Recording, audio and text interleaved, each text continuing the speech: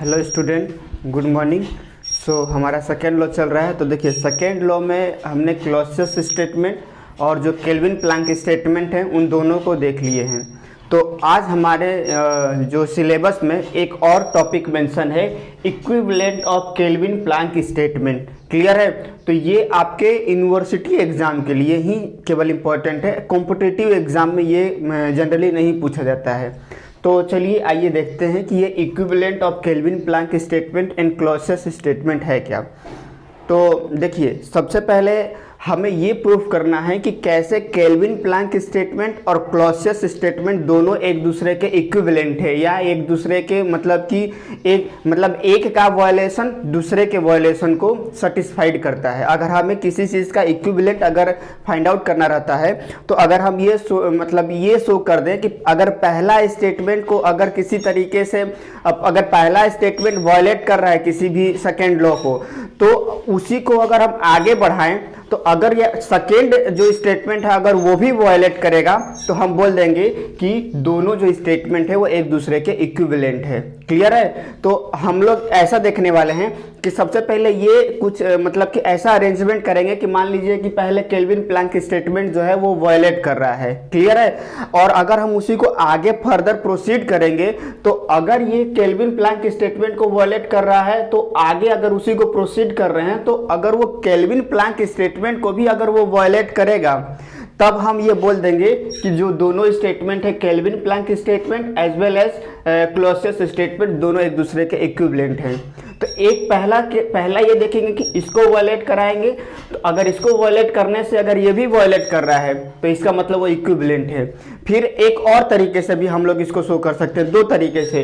अब पहला हम लोग ये शो कर दें कि केल्विन प्लैंक स्टेटमेंट वायलेट कर रहा है, तो किस तरीके से वो क्लॉसियस स्टेटमेंट को भी वायलेट कर रहा है। मतलब हम अल्टीमेटली कर क्या रहे हैं, दोनों के इक्विवेलेंट निकालने की कोशिश कर रहे हैं। तो दोनों के जो इक्विवेलेंट निकाल रहे हैं, तो अगर पहला स्टेटमेंट अगर हमारा वायलेट कर रहा है, तो अगर उसी को हम आगे प्रोसीड करेंगे, तो अगर दूसरा स्टेटमेंट भी वायलेट करेगा, अगर वो सेकेंड लॉ को वायलेट करेगा, तो बोल देंगे कि दोनों लॉ जो है, दोनों स्टेटमेंट जो है एक दूसरे के क्या है, इक्विवेलेंट है।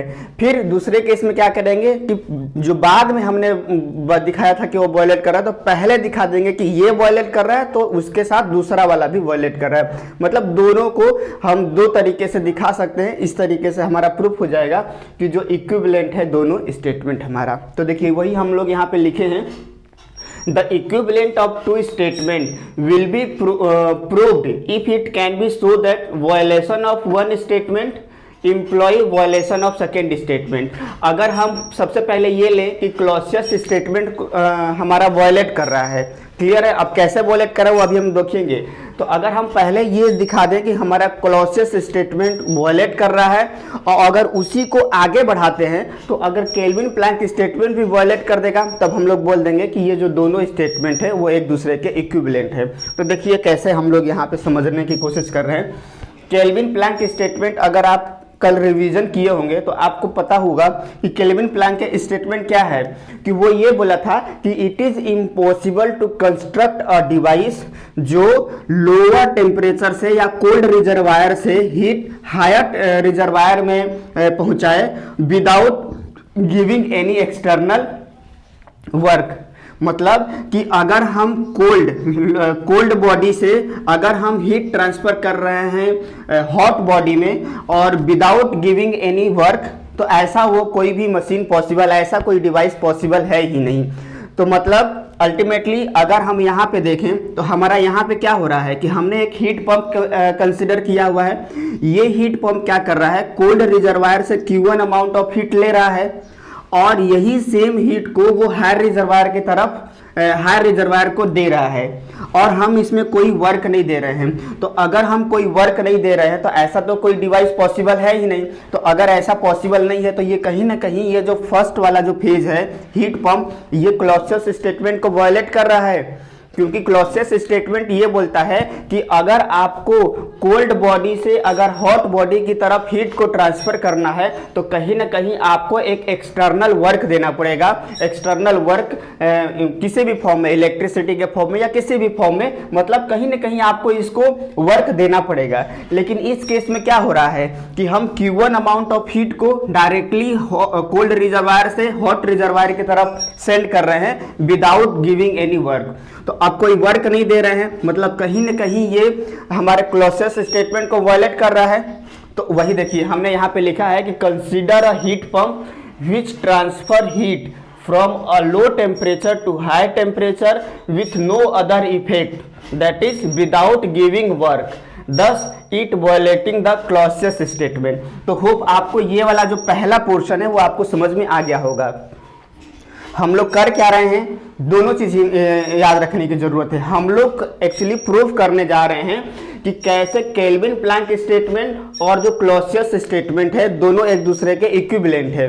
अब हम ये इक्विवेलेंट कैसे प्रूफ करेंगे, तो हम लोग ये ऐसे प्रूफ करने की कोशिश कर रहे हैं कि अगर हम ऐसा शो कर दें कि अगर क्लॉसियस स्टेटमेंट कहीं ना कहीं सेकेंड लॉ को वायलेट कर रहा है और अगर उसी को अगर हम आगे प्रोसीड करेंगे तो अगर वो पहला स्टेटमेंट मतलब कि केल्विन प्लैंक स्टेटमेंट वायलेट कर रहा है और कहीं ना कहीं अगर वो उसी को आगे प्रोसीड करेंगे और केल्विन प्लैंक स्टेटमेंट भी अगर वो वायलेट कर देता है तो हम ये बोल देंगे कि दोनों स्टेटमेंट जो है वो एक दूसरे के इक्विवेलेंट है।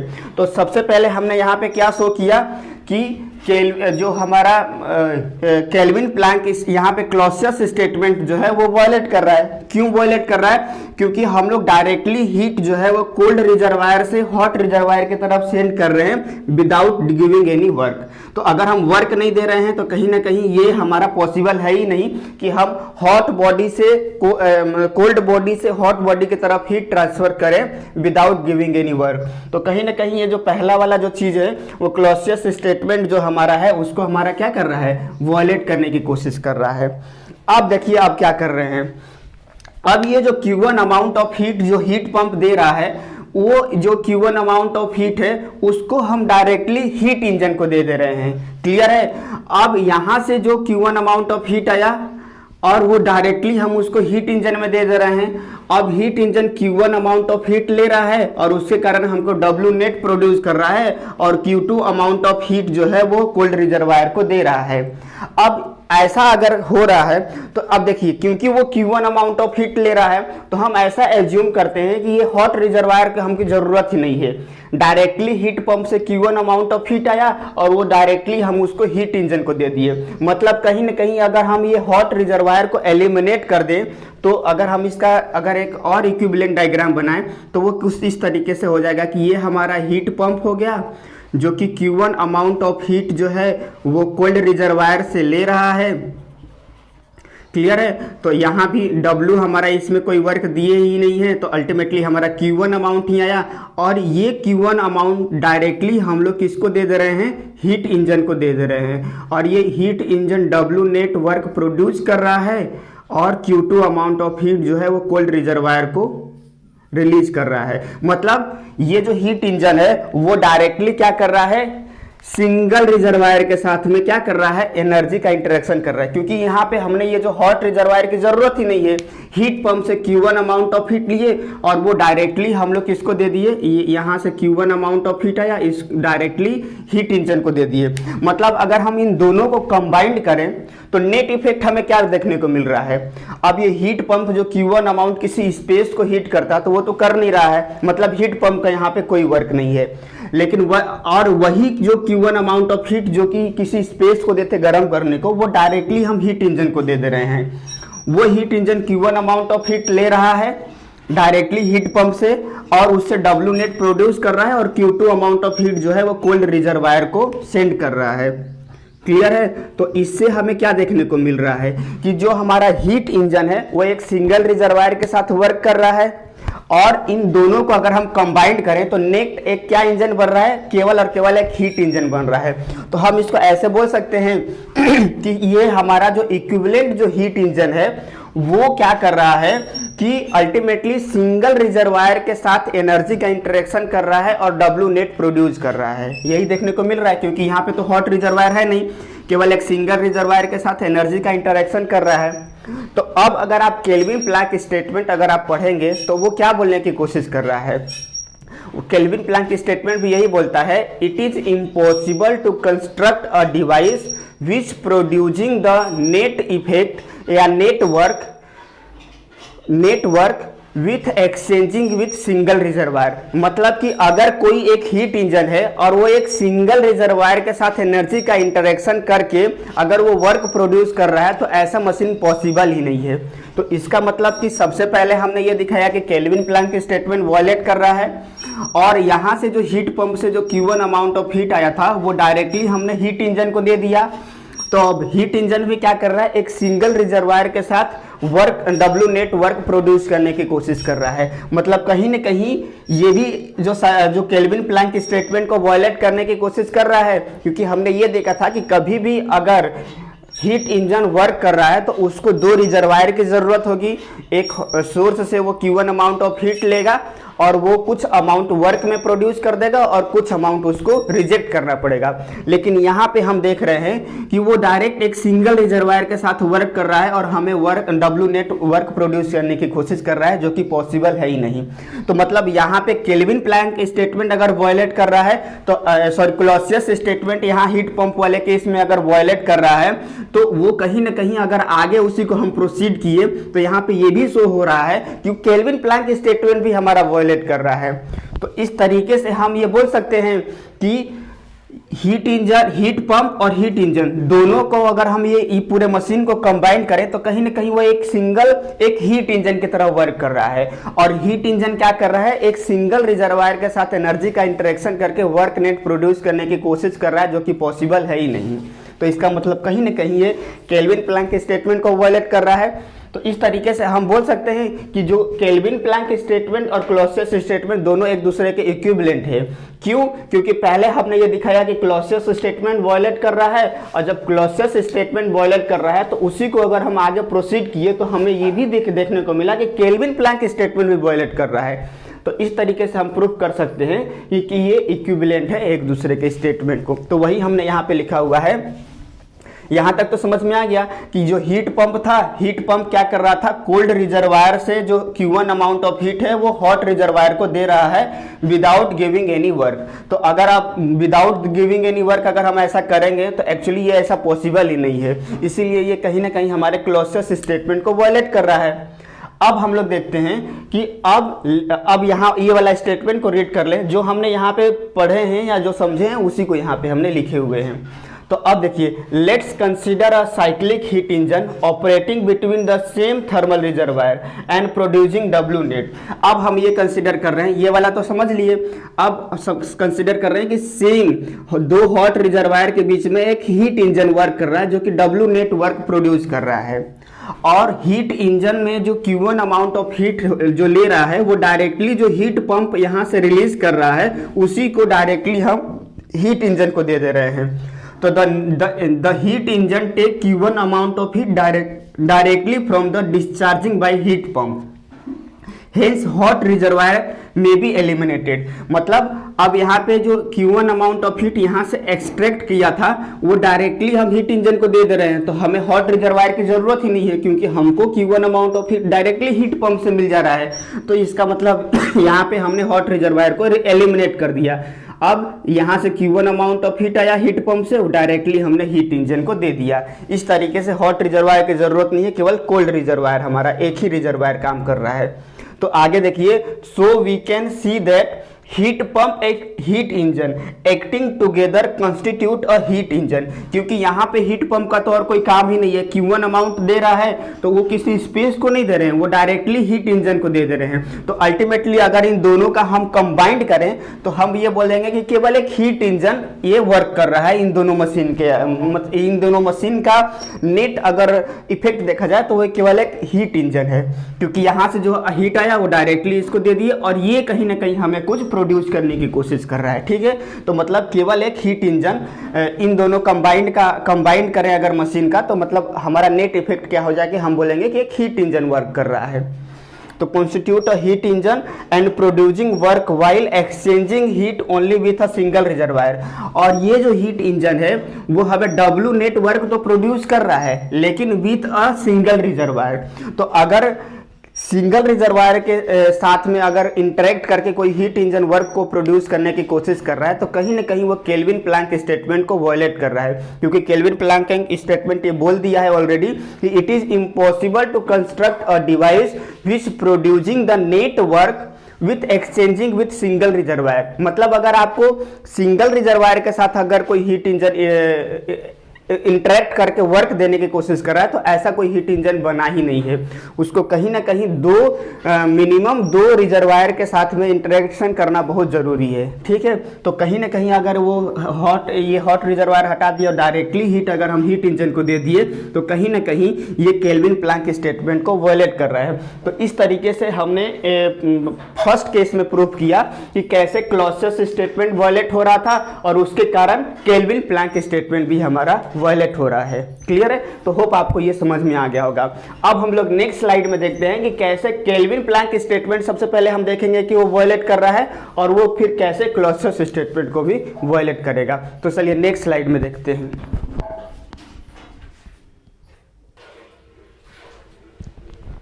चलिए अब हम देखते हैं, अभी हमने पहले केस में क्या देखा कि कैसे क्लॉसियस स्टेटमेंट इनवायलेट मतलब कि इनवायलेट हो रहा था, और उसी को आगे प्रोसीड किए तो केल्विन प्लैंक स्टेटमेंट इनवैलिडेट हो रहा था। इस तरीके से हम बोल दिए कि क्योंकि क्लॉसियस स्टेटमेंट वायलेट हो रहा है और उसी को आगे प्रोसीड किए तो केल्विन प्लैंक भी वायलेट हो रहा है, इसलिए ये दोनों स्टेटमेंट एक दूसरे के इक्विवेलेंट है। अब हम लोग दूसरी तरीके से भी इसको प्रूफ करने की कोशिश करेंगे कि अब सबसे पहले हम ये दिखाने की कोशिश करेंगे कि केल्विन प्लैंक स्टेटमेंट वायलेट कर रहा है, और अगर हम उसी को आगे प्रोसीड करेंगे तो किस तरीके से वो क्लॉसियस स्टेटमेंट को भी इनवैलिडेट कर रहा है। तो अगर ये इनवैलिडेट हो रहा है और उसी को आगे प्रोसीड किए तो ये भी इनवैलिडेट हो रहा है, इसलिए हम बोलेंगे कि एक दूसरे के ये दोनों स्टेटमेंट इक्विवेलेंट है। मतलब एक बार पहले ये लिए इसको इनवैलिडेट कर रही मतलब दिखा दिए और उसी को आगे प्रोसीड किए तो कहीं ना कहीं ये भी इनवैलिडेट हो रहा था पहले केस में।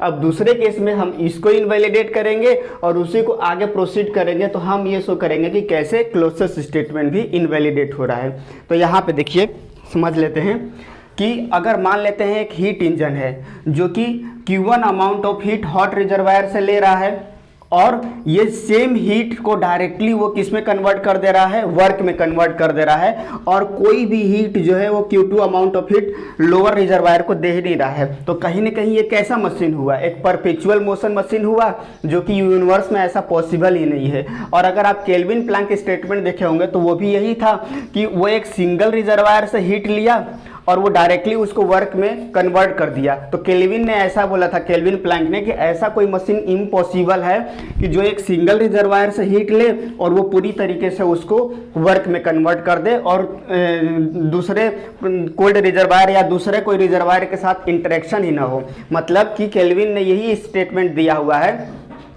कि it is impossible to construct a device which interacting heat only with single reservoir and producing net work. तो यहाँ पे क्या कर रहा है, वो एक सिंगल रिजर्वायर से Q1 अमाउंट हीट ले रहा है और उसको पूरी तरीके से वर्क में कन्वर्ट कर दे रहा है, और इंटरेक्शन इस प्रोसेस में देखा जाए तो केवल एक सिंगल रिजर्वायर के साथ हुआ जो कि हॉट रिजर्वायर हुआ।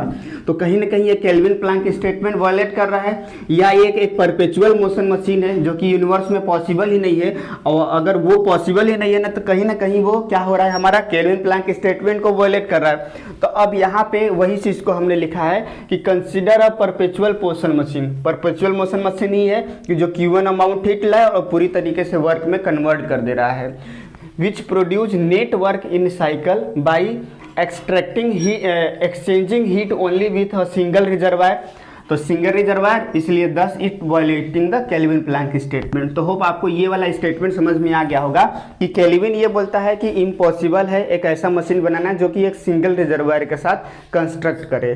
तो मतलब ये जो पहला वाला जो केस है ये वाला, वो कहीं ना कहीं हमारे केल्विन प्लैंक स्टेटमेंट को वायलेट कर रहा है।